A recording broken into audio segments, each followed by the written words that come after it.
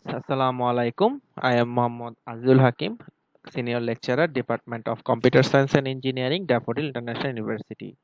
Today, I am going to implement DHCP in Cisco Packet Tracer.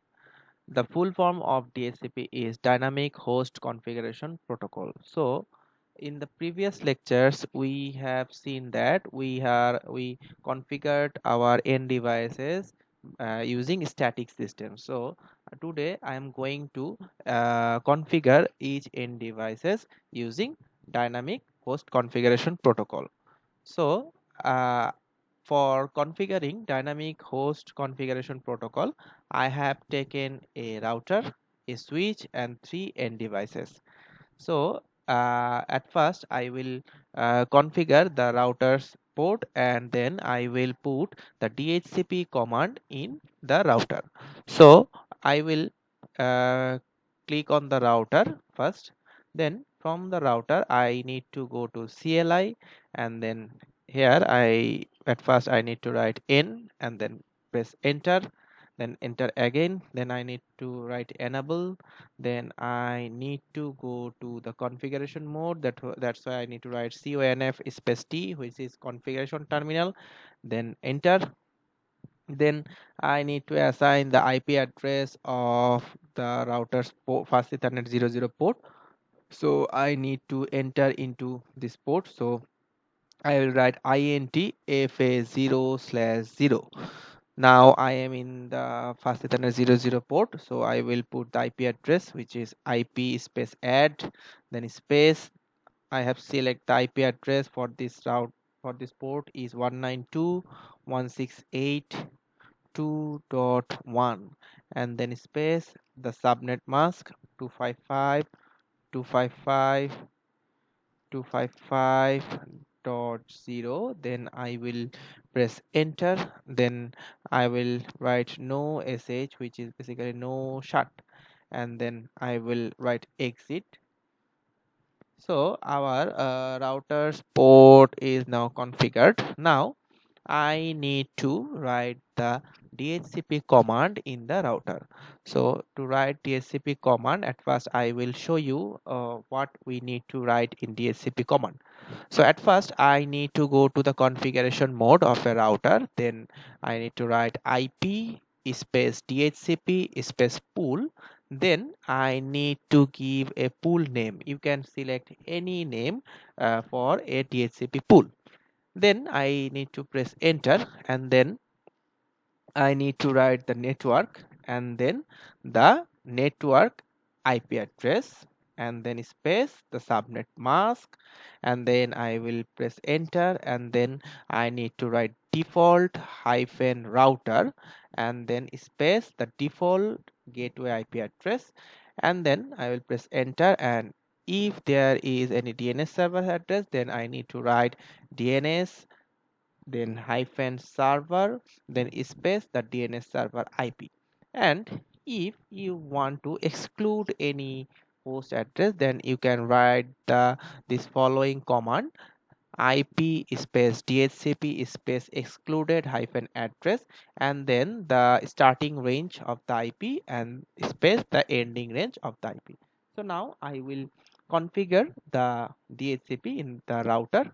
So at first I will click on the router. So I will write IP space DHCP space pool, then space and a pool name, and I have already told you you can select any name. So I will select CSE. So my pool name is CSE. Then I will press enter, and then I will write network and then space the network IP address. So for my case, the network IP is 192.168.2.0, and then space the subnet mask 255.255.255.0. Then I will press enter. Then I need to assign the default gateway address. That's why I need to write default router, then the default gateway address, which is 192.168.2.1.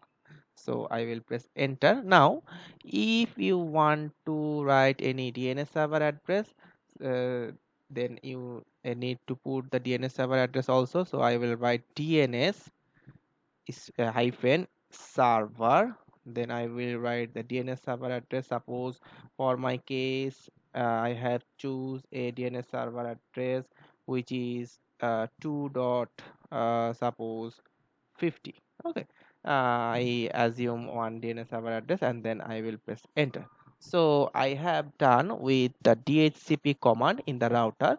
Now I will check whether my command is correct or not. So for checking this, I need to go to a PC. So I will select PC0 first, and I will click on the PC0, and I will click on desktop, and from desktop you need to click IP configuration. And in previous lectures we have configured the PC using the static one, and you can see there is a radio button named DHCP. So I will click on the DHCP, and you are seeing that requesting IP address, and you can see DHCP request successful, and the IP addresses are automatically be assigned in this field, and you cannot edit it. So I will assign the IP address in other PC also. So I will click on PC1, then desktop, then IP configuration, then I will click on DHCP, and it is requesting IP address, and DHCP request successful. You can see the IP address are here, and then I will click on PC2 desktop IP configuration, then I'll click on DHCP. So we have done with our DHCP. DHCP is very important for configuring a system, because in our lecture we have taken only 3 PCs, but in a large network there will be lots of PCs, and if we want to configure each PC statically, then it will be very tough for us. So in that case, while we are configuring a number of PCs, a lot of PCs, then DHCP will help in this way. So this is all about DHCP, and I hope you will like the lecture, and thank you all. Assalamu alaikum.